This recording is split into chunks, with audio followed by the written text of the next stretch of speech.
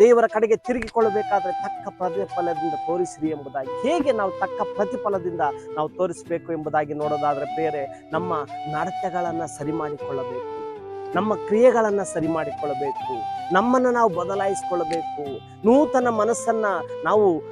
ಮನಸ್ಸನ್ನ ಧರಿಸಿಕೊಳ್ಳಬೇಕು, ಮತ್ತೆ ಒಳ್ಳೆ ಹೃದಯವನ್ನು ಇಟ್ಟುಕೊಳ್ಳಬೇಕು ಎಂಬುದಾಗಿ ಹೇಳ್ತೀರಿ ಪ್ರಿಯರೇ.